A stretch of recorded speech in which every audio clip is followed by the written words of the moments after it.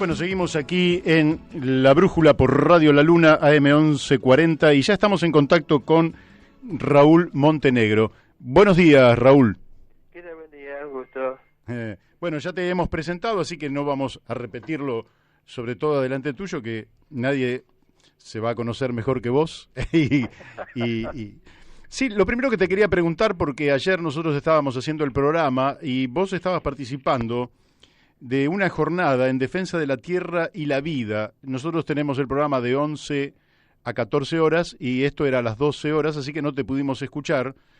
Nos gustaría que nos dijeras de qué trató, cuáles fueron las principales ponencias y qué es lo que está angustiando sobre este tema tan candente que hay que defender la tierra y la vida.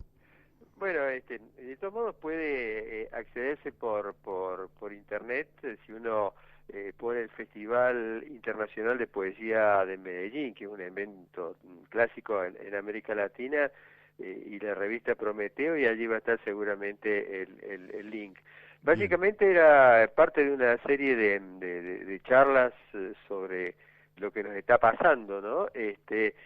Para festejar, por un lado, los 40 años de la fundación que otorga los premios Nobel alternativos en Suecia, y los 30 años del Festival Internacional de Poesía de Medellín. Así que había justamente personas que trabajan en nuestra región, y darnos cuenta que no solamente se va destruyendo, se va desmontando, se va incendiando, sino que le estamos robando, yo diría, trozos de posibilidad de supervivencia a niñas y niños del futuro que todavía no han nacido, ¿no? O sea que ya no solamente estamos rompiendo lo que nos asegura poder seguir viviendo nosotros, sino que estamos robándole a las generaciones venideras, ¿no? Así que en el caso mío era inevitable hacer referencia a lo que estamos viviendo en este momento. Si ustedes pueden acceder, por ejemplo, a una de las imágenes satelitales que gratuitamente distribuye la NASA. En las últimas 24 horas, por ejemplo, para Argentina, se ven 4.890 focos de incendio. Son como puntitos rojos, ¿no?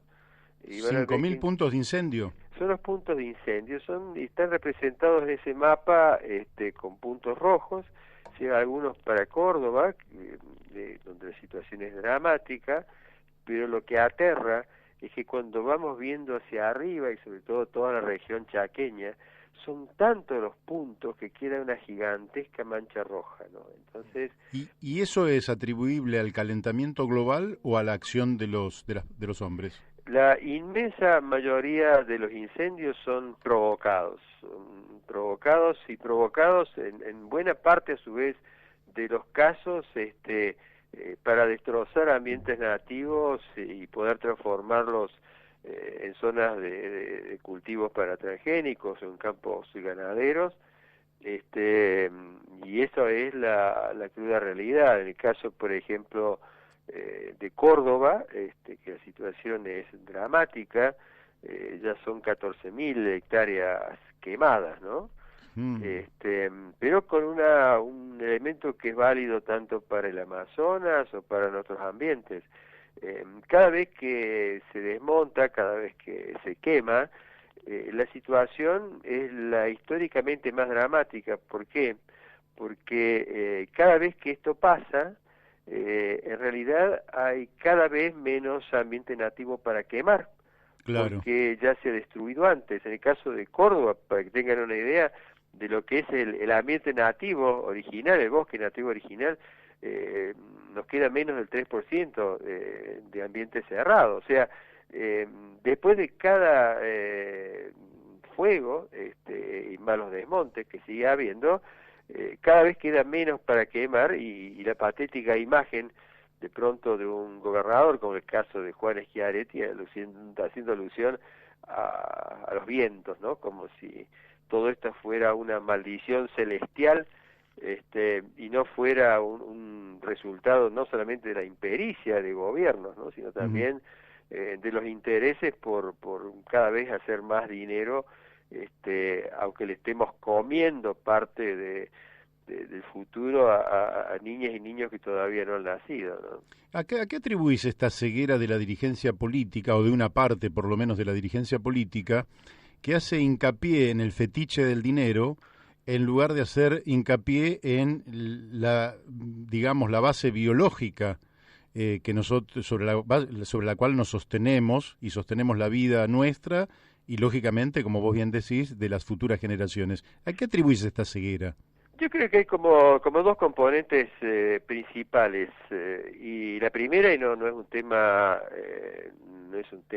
menor, se trata de funcionarios que han leído muy poco y que realmente entienden menos de cómo funciona a veces una zona, un municipio, una provincia o un país. O sea, no entienden de que para que un país funcione, no solamente se necesitan megamineras y gigantescas superficies dedicadas a soja transgénica, sino que para que un país realmente funcione se necesitan importantes superficies con biodiversidad nativa. O sea, una de esas componentes, por lo tanto, es realmente ignorancia. Tenemos funcionarios que han leído muy poco.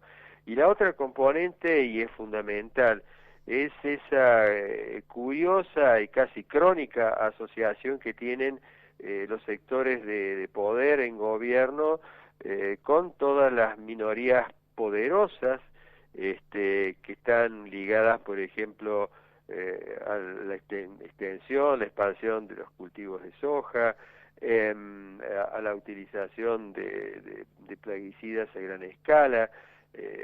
Pensemos que en el caso de Monsanto Bayer, la planta que querían instalar en Malvinas Argentinas, en Córdoba, y que la movilización de las personas y las organizaciones logró evitar, iba a ser la planta de acondicionamiento de maíz transgénico más grande del mundo, para plantar 3 millones de hectáreas, ¿no? Entonces, esta es la segunda componente, ¿no? De que los funcionarios, llámense intendentes, gobernadores, presidentes, siempre tienen una mayor predisposición a recibir a los poderosos, y en cambio no hacer lo mismo, por ejemplo, con sectores del campesinado que vive con el bosque, sectores de las comunidades indígenas, o incluso gente que conoce de cómo funcionan estos ambientes y que podrían también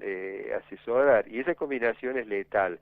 Ignorancia más afinidad por el poder está yo diría, muy entroncado con esto que nos pasa en todos lados. Pensemos en el caso de Amazonas. Prácticamente, comparado con lo que ha pasado en periodos anteriores, en el primer trimestre de este año se destrozaron cerca de 900 kilómetros cuadrados de selva amazónica, y en plena pandemia en Argentina se desmontaron 21.000 hectáreas, ¿no? Entonces,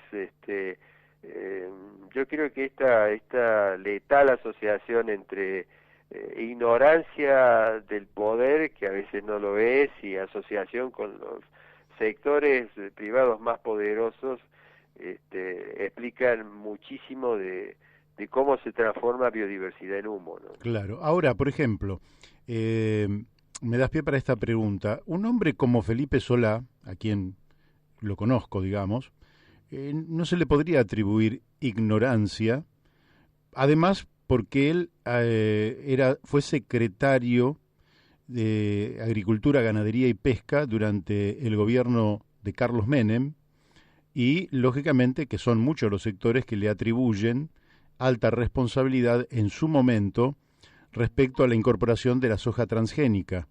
En la actualidad aparece también impulsando un proyecto de criaderos de cerdos en la Argentina, donde la pregunta que te hago es si es la siguiente.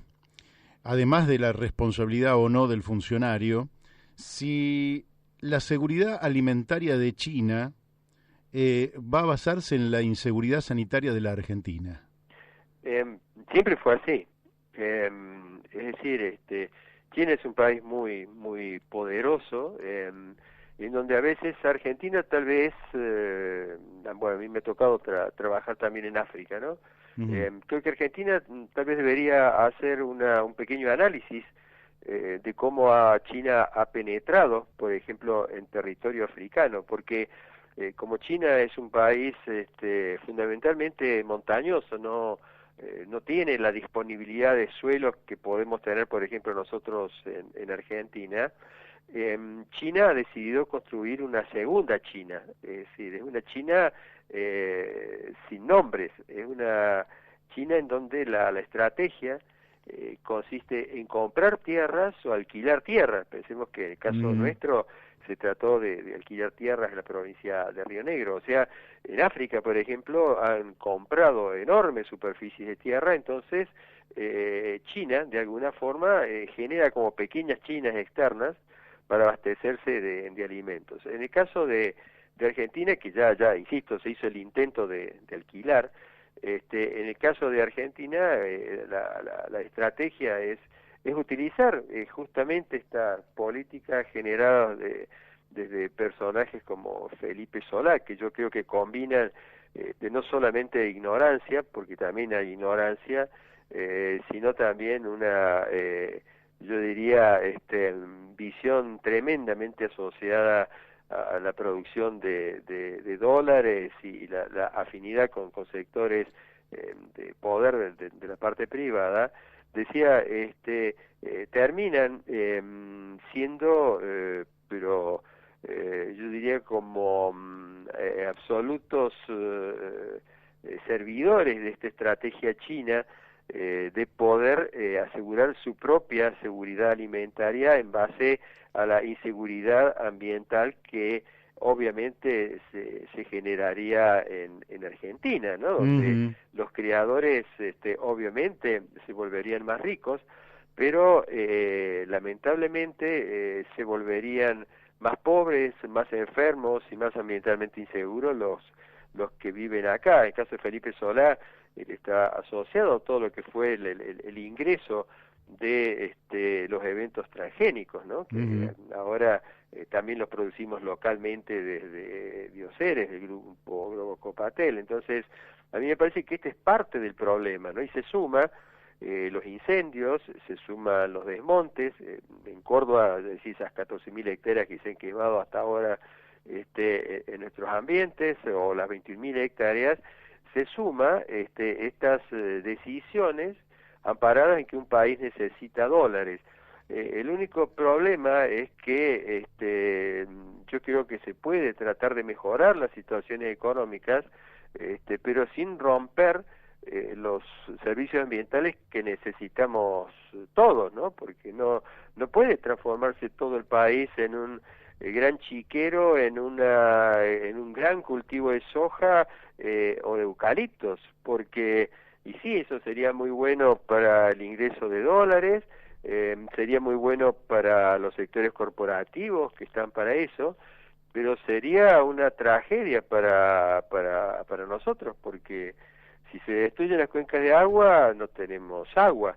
Si se destruyen los ambientes nativos, se deja de fabricar suelo. Pensemos que para poder producir de 2,5 centímetros de suelo, los bosques nativos, los pastizales nativos necesitan entre 700 y 1.000 años, ¿no? Si hablamos de 1 centímetro de suelo en la zona de selvas frías, en Tierra del Fuego, 1 centímetro, para hacerlo, un ecosistema nativo tarda 10.000 años. Entonces, estas son las cosas que se están rompiendo ahora, por lo que fuera, ¿no? Por corrupción, por impericia, por simpatía, por quien tienen más poder. Lo real es que eso es lo que está pasando en Argentina en este momento, y si ustedes ven esa imagen que yo les decía de NASA, con los puntos rojos, hace correr realmente un frío en la espalda, ¿no? ¿Qué tal? Daniel de Abrantes te habla. Buen día. ¿Qué tal, Daniel? Un gusto. Eh, Transitamos un 2019 marcado a nivel de las catástrofes ambientales por los terribles incendios en Australia, en el Amazonas, bueno, y en distintas partes en Estados Unidos, en distintos lugares del mundo.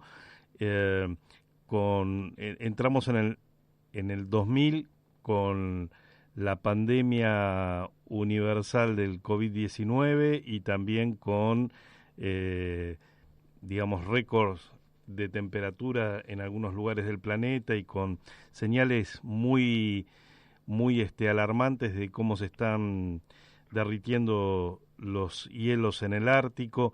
Digamos que las señales son evidentes, son muy fuertes, nos pegan a todos, ¿sí? Ahora la Argentina, como vos decís, además viviendo esta ola de incendios terribles. Yo tengo familiares en el Valle de Punilla que han sido evacuados ayer de las llamas, ¿no? Terrible, terrible.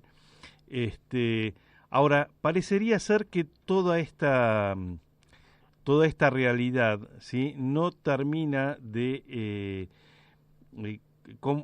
generar una confluencia digamos, que facilite los cambios desde la política, ¿no? La política está como todavía muy lejana, ¿sí?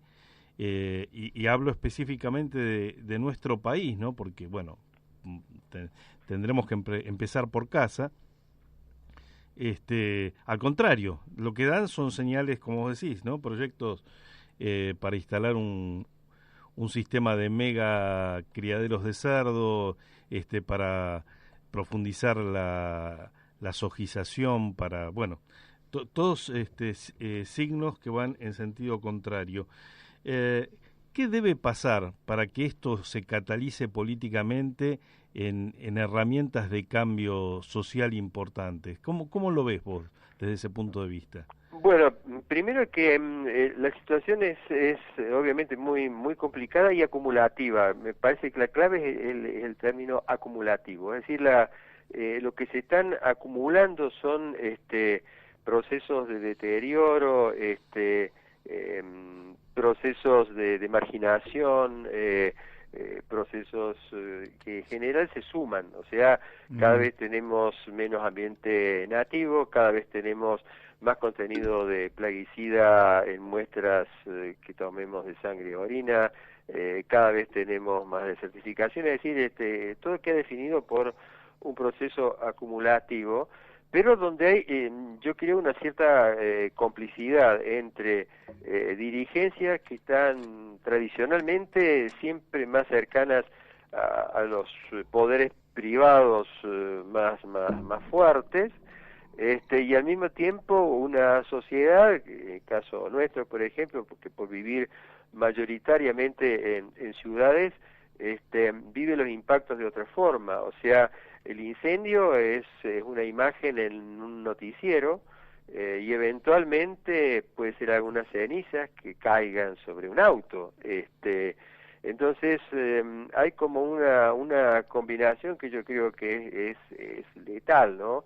Entre esta impericia de los sectores de gobierno, más un cierto acompañamiento social, porque se ven los problemas como distantes, porque si bien es cierto que en esa destrucción por ejemplo, los plaguicidas, pensemos que por aplicación, por pulverización de plaguicidas, debemos tener entre 12 y 14 millones de personas que están expuestas, pero en realidad buena parte de las personas recibe los plaguicidas por las comidas y no los ve. Entonces lo mismo pasa con incendios, lo mismo pasa con desmontes, ¿no? Es un documental, no es algo que esté sacando el bosque del patio de un hogar o del piso de un departamento. Entonces yo creo que, y esto no solamente en Argentina, pero esta suerte de complicidad que a veces es involuntaria, ¿no? No es que uno pretenda ser malo, sino que está funcionando así, termina generando situaciones que lamentablemente no tienen retorno, porque ese es el problema. Nosotros insistimos que la pérdida de biodiversidad sigue siendo el principal problema de la humanidad, ¿no? Descontando todos los otros problemas que tengan que ver con la sociedad, y que el cambio climático está en segundo lugar, siendo ambos muy graves, porque uno puede eventualmente adaptarse a un cambio climático con un enorme sufrimiento, pero es imposible que los sistemas sigan funcionando si no tenemos biodiversidad. Pero claro, te hago una consulta. ¿Y no crees que la lucha ambiental, bueno, creo que una de estas tesis la estaba planteando Naomi Klein hace unos años, ¿no? Que decía que la crisis ambiental iba a ser el punto de inflexión político, digamos, que nos iba a llevar al cambio estructural del sistema productivo actual, del sistema capitalista como lo conocemos, ¿no? Pero ¿no crees que todas estas cuestiones de la lucha ambiental, de la lucha por la preservación del ambiente, tienen que en algún momento tienen que entrelazarse con la política y con la construcción de alternativas de poder para poder cambiar, digamos, las cosas? Porque si no, si el discurso ambientalista va por un lado, pero la política va por el otro lado, la política diseña la sociedad y terminamos en lo que estamos ahora, ¿no? Sí, yo creo que es muy clara la imagen que has hecho. Lo que debe quedar en claro es lo siguiente, o sea, lo que se puede y lo que no se puede.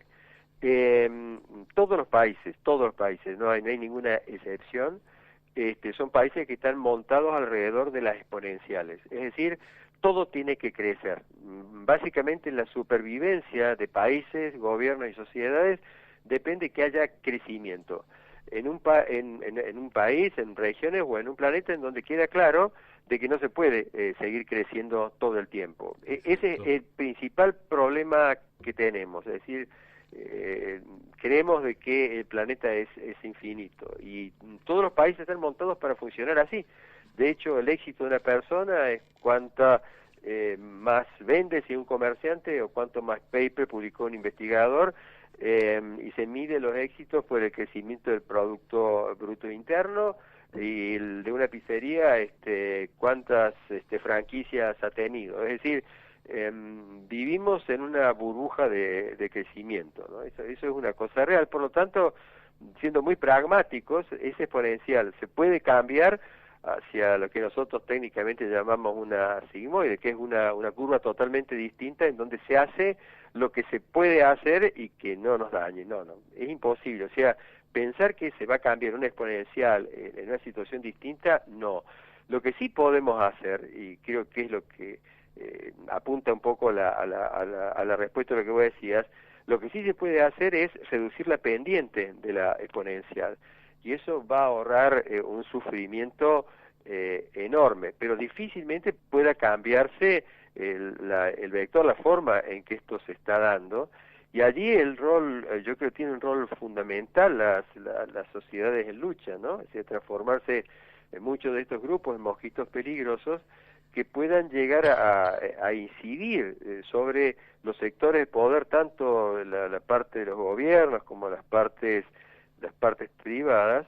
Entonces, eso yo creo que es lo que de alguna forma se está dando, pero hay que tener mucho cuidado en creer en una suerte de cuentos de hadas, en donde, porque juntemos tapitas de polipropileno, o usemos una bolsa de papel, esas curvas se van a cambiar, no, es una situación mucho más delicada, pero en donde todas estas tareas de trabajo que hacen grupos organizados, asambleas, organizaciones, grupos responsables de las universidades, amplios sectores de los medios de comunicación social que en lugar de estar asociados con el poder, entienden la importancia de que la gente conozca, porque los medios de comunicación social, y esto yo creo que no hay que olvidarse, ¿no? Son las universidades abiertas más poderosas, ¿no? Sumadas a las redes.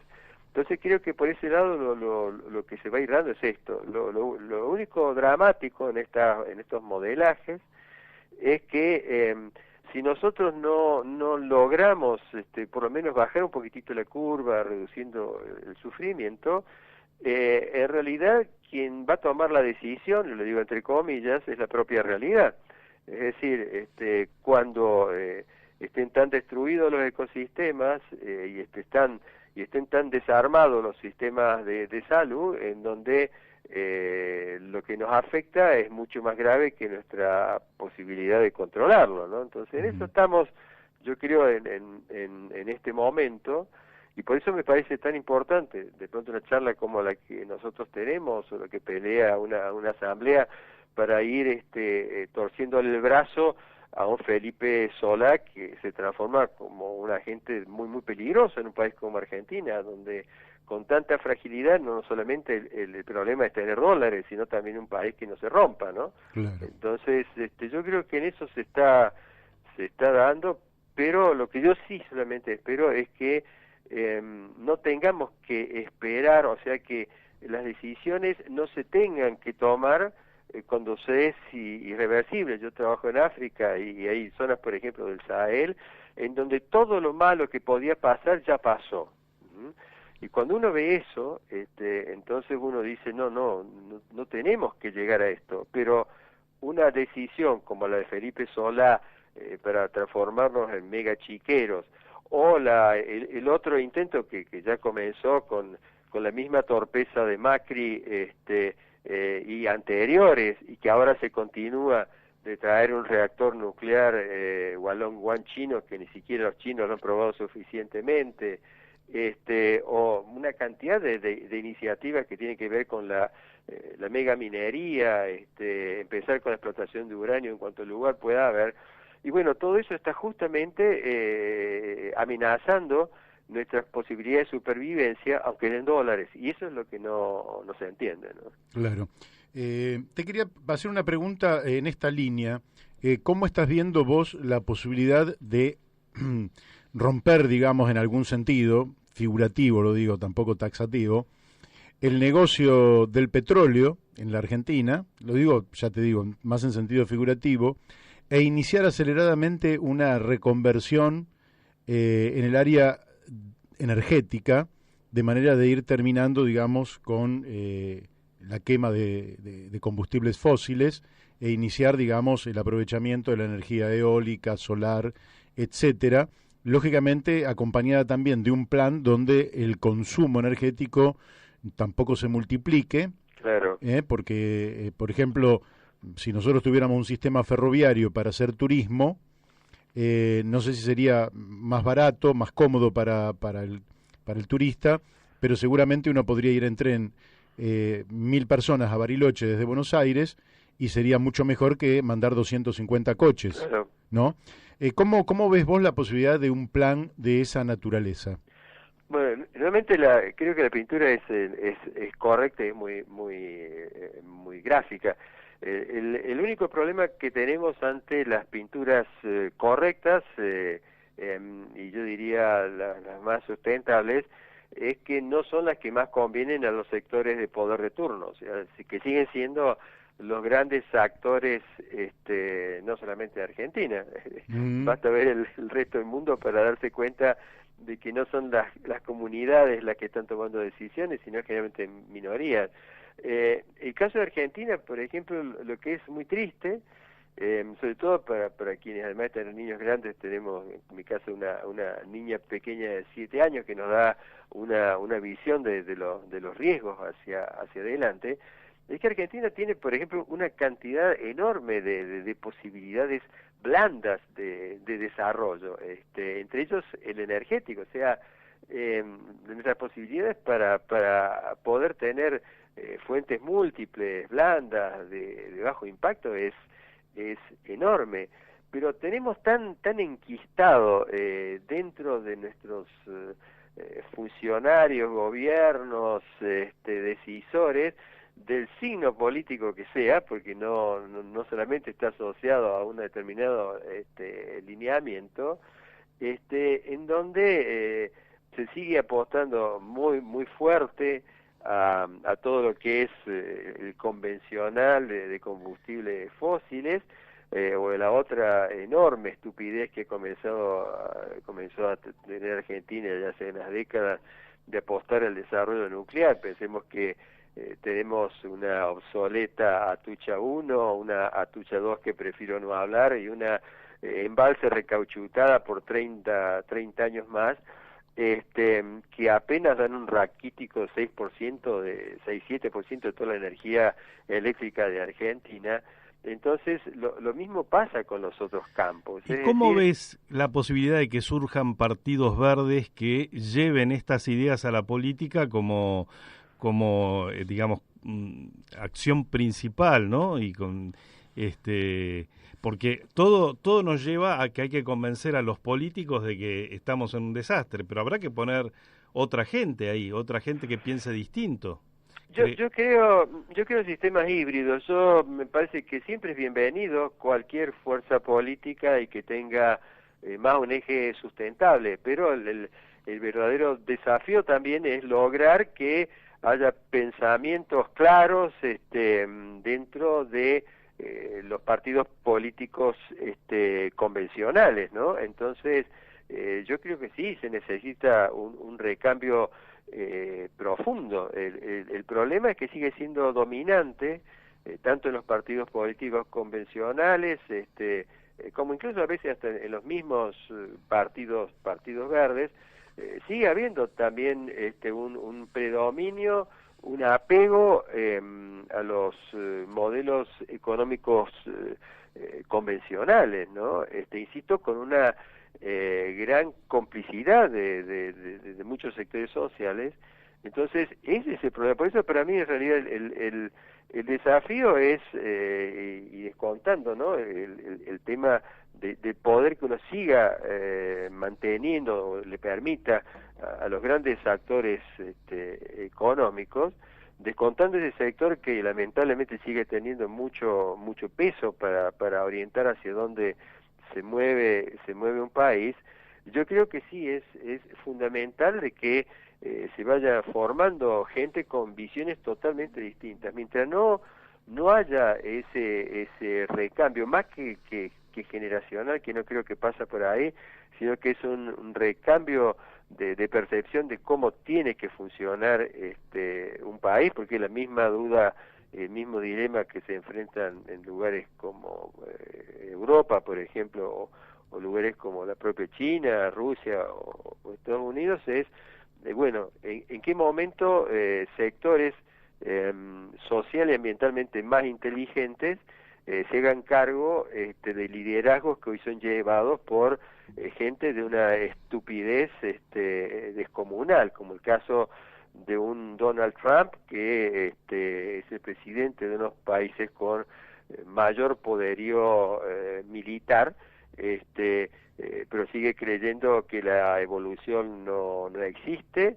que el virus del SARS-CoV-2 es algo muy fácil de controlar, o que todo se soluciona para las próximas elecciones con una nueva guerra, ¿no? Entonces, mientras sigamos teniendo liderazgos de este tipo, incluso las propias sociedades mantengan liderazgos como los de Sebastián Piñera en Chile, o Jair Bolsonaro en Brasil, o Donald Trump en Estados Unidos, y el sufrimiento va a ser enorme. Yo creo que ser totalmente realista, porque va creciendo más por ahí el mantenimiento de estos actores, que estos nuevos actores, ya sea a través de partidos políticos, a través de presión, a través de sistemas de comunicación y redes más independientes.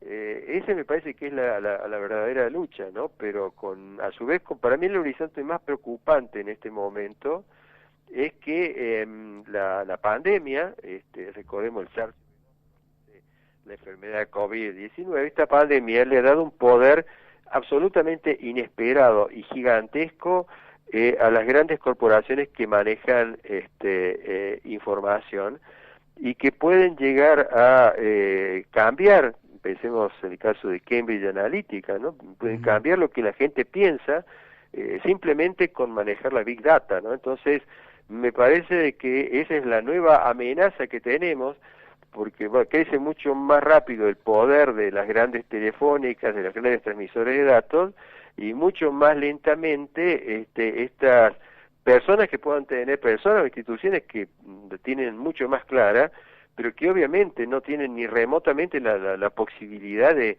acceder al poder de los energúmenos que tenemos en tantos países, ¿no? Te hago las dos últimas preguntas, Raúl, de mi parte por lo menos, si no surge una en el medio. Una tiene que ver con el sistema educativo. ¿No crees que ya desde, no sé, casi desde el jardín de infantes, las palabras principales, además de mamá y papá, ¿no? Que lógicamente fue la primera que yo, cuando entré a primer grado inferior, porque yo ya tengo unos cuantos años también, la maestra, yo no sabía leer ni escribir, entonces una maestra puso mamá en el pizarrón y nos preguntó a ver quién sabía qué es lo que había escrito, ¿no? Y solo de, qué sé yo, de 20 chicos, una nena dijo mamá. Pero además de esas palabras, habría que enseñarles aire, agua, árbol, vida, ambiente, como introduciéndolos al amor hacia esto que es la clave para la supervivencia humana. Al capitalismo el aire no le interesa porque no lo puede controlar y transformar en mercancía. Uh-huh. Por ahora. Por ahora no lo puede transformar en mercancía. El agua parcialmente la ha transformado en mercancía, y todo lo que pueda transformar en mercancía le interesa, pero lo que no le interesa, lo que no genera justamente dinero, es despreciable para ellos. Sin embargo, es la fuente de la vida.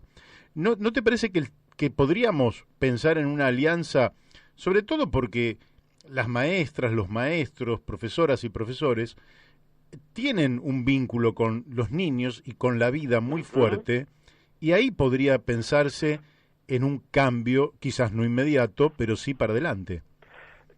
Primero, y en eso quiero coincidir totalmente, en realidad la sostenibilidad, sustentabilidad, o la palabra que usted quiera, no son palabras que me resultan muy gratas, creo que ya están muy gastadas, ¿no?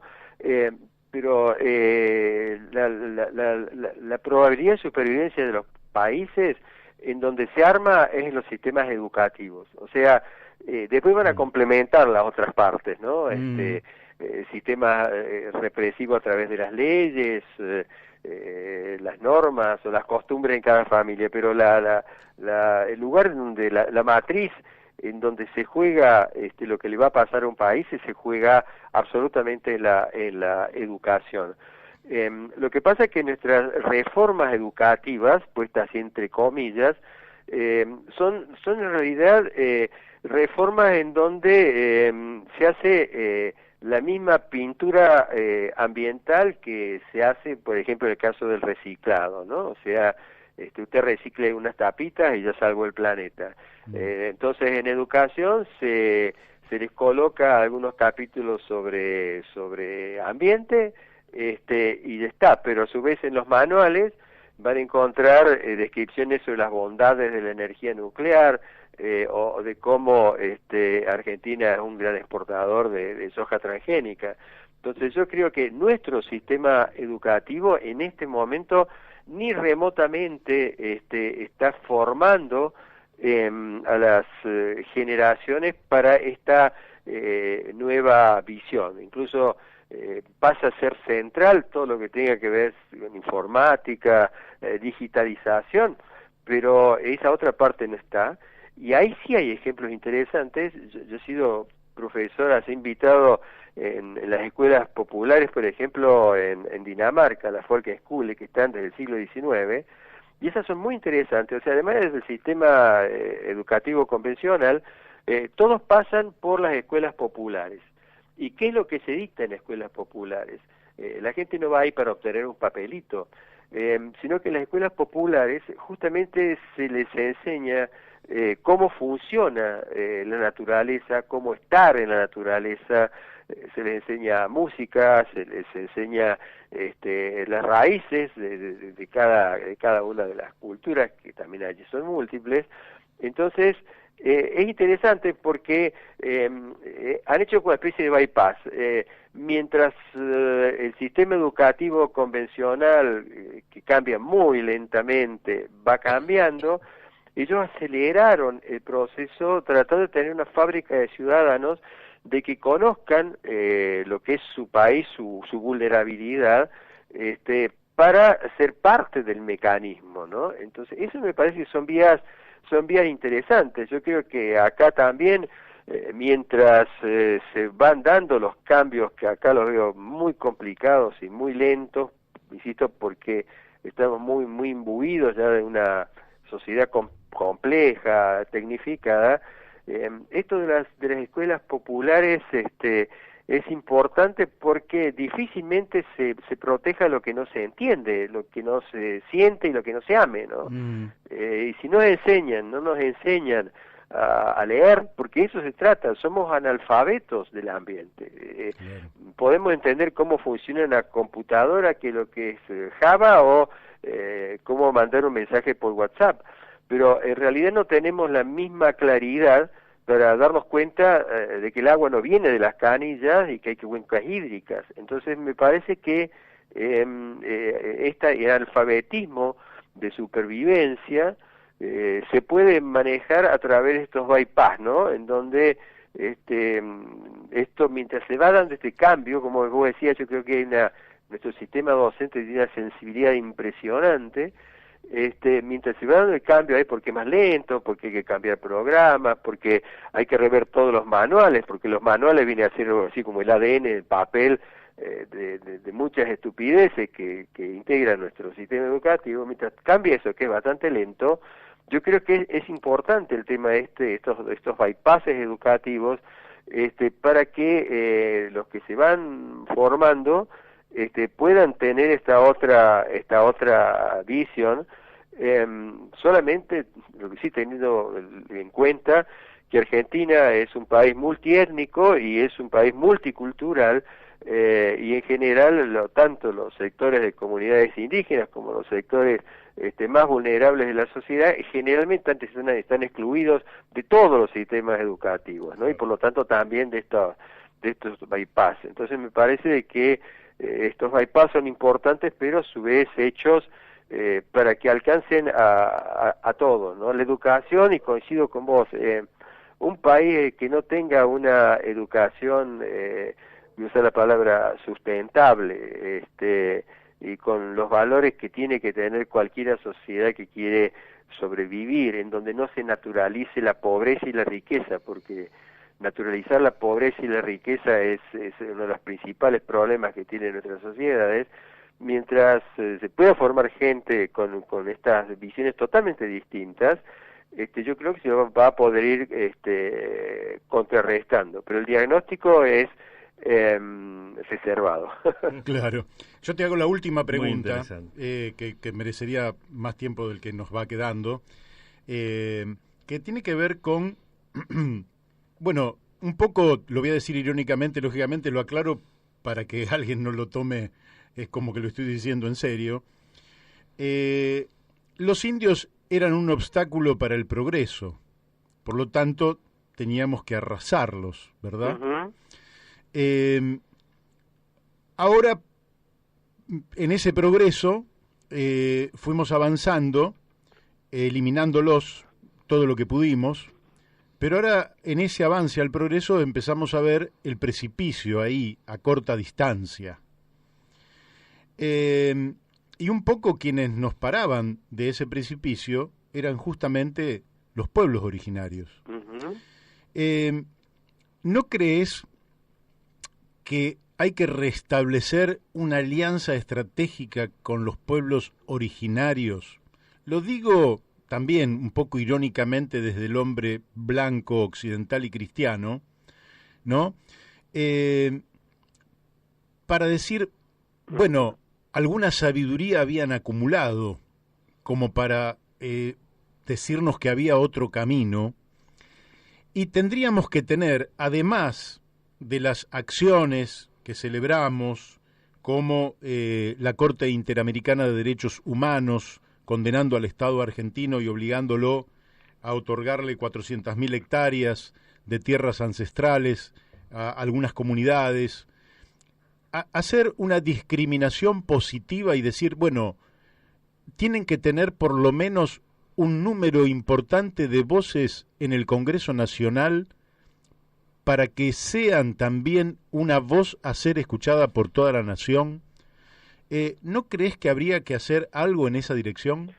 Bueno, primero coincido totalmente, ¿no? Ahora vamos al mundo real nuestro. En este mundo real, en donde la cultura que todos hemos abrazado mayoritariamente es una cultura importada, una cultura de invasión que la hemos nacionalizado de alguna forma, pero no deja de ser la misma de buena parte de las raíces europeas. En todo este sistema de invasión, las comunidades indígenas han pasado a estar las que han sobrevivido, ¿no? Recordemos cuando en las épocas de la campaña del desierto, del innombrable de Roca, se pagaba por testículos enrostrados en un alambre o en senos cortados a mujeres, ¿no?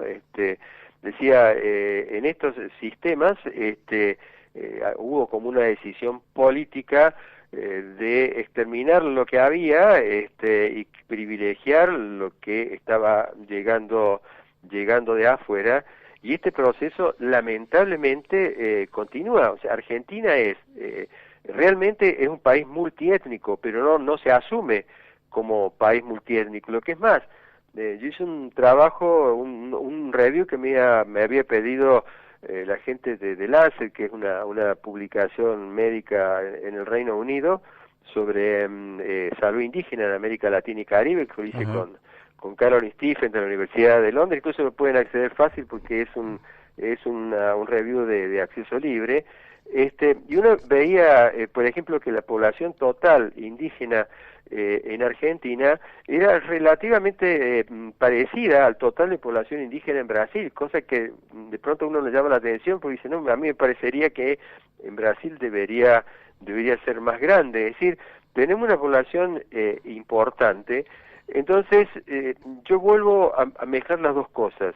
La única forma en que cambie la visión de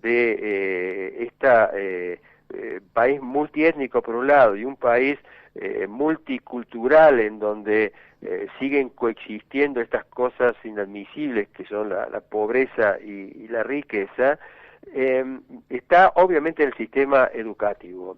Mientras nosotros no formemos a un miembro de nuestra sociedad como multiétnico y multicultural, difícilmente lo podamos hacer. Y como eso es más lento, allí pasan a tener nuevamente incidencia todos los distintos grupos de presión, la famosa estrategia de los mosquitos peligrosos, ¿no?, que puede hacer temblar a un rinoceronte, usando un ejemplo africano. Es decir, pelear para que mientras ese otro cambio de fondo se vaya dando, hacer, por ejemplo, pensemos que en el caso del gobierno de Mauricio Macri, pretendió derogarse todo el sistema de legislación para, cortar este proceso de identificación de territorios a ser devueltos. Entonces, mientras haya ese cambio más profundo, se va haciendo todos estos tipos de presión.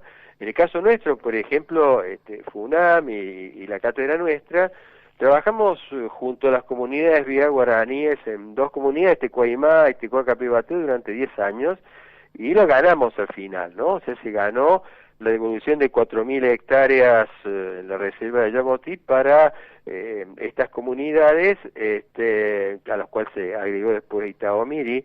Entonces, estos son como ejemplos de las luchas que se van dando mientras se van produciendo el otro cambio. Por ejemplo, en las evaluaciones de impacto que se hacen en Argentina, usualmente se desconoce, pero absolutamente, la Convención 169 de la Organización Internacional del Trabajo, que es la que realmente reconoce los derechos indígenas.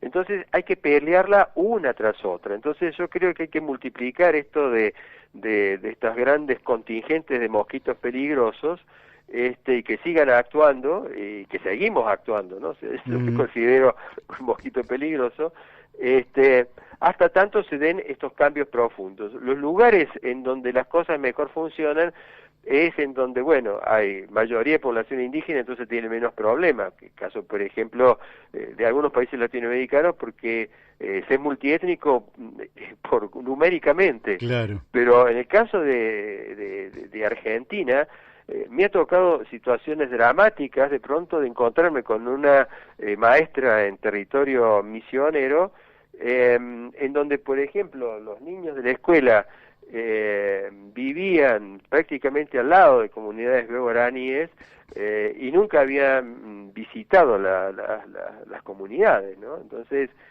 por eso digo, mientras va cambiando la situación de fondo, que es la que verdaderamente cambia, yo creo que esta estrategia, ¿no?, de los mosquitos peligrosos, y que hagan defender los derechos, haciendo planteos en la Corte Interamericana, haciendo todas las acciones, reivindicando, por ejemplo, el estudio de las grandes matanzas, como las de Napalpí, las matanzas de la bomba, para que llevarlo a las Cortes, por lo menos hacer todo lo posible, insisto, mientras eso va cambiando, para que la sociedad, aunque sea a los golpes y a imágenes dramáticas, se vaya dando cuenta de que no solamente necesitamos ser multiétnicos, sino que, y vuelvo a lo que vos decías, que me parece fundamental, quienes más experiencia tienen sobre convivencia con ambientes de alta biodiversidad son las comunidades indígenas. Los guaraníes usan más de 150 especies de plantas medicinales, por ejemplo.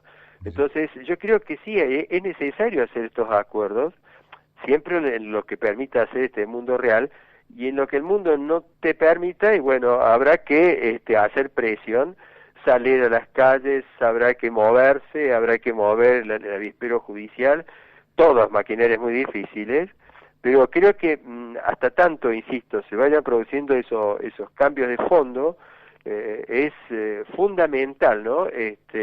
Ir logrando todas estas pequeñas victorias, como esto decía, de devolver 4.000 hectáreas a 3 comunidades en la zona de Yabotí, ¿no? Bueno, Raúl, te agradecemos muchísimo, la hora se nos ha pasado muy gratamente, y te volveremos a molestar en otro momento. Hoy la verdad es que la telefonía se comportó 10 puntos, la última vez habíamos tenido algunas dificultades técnicas, pero hoy se escuchó clarísimo, tanto desde el punto de vista técnico como conceptual, de manera tal que te agradecemos muchísimo la participación en este programa, La Brújula, que también le podríamos haber llamado, si lo hubiéramos sabido, Mosquito Molesto, pero ahora nos vamos a cambiar a mitad del río. Te mandamos un fuerte abrazo. Bueno, si puede quedarse aquí en privado, porque quería hacerle una pregunta. Sí, cómo no. Bueno, perfecto, gracias. Acá luego. Vamos a la tanda. Que tengan un lindo día. Gracias.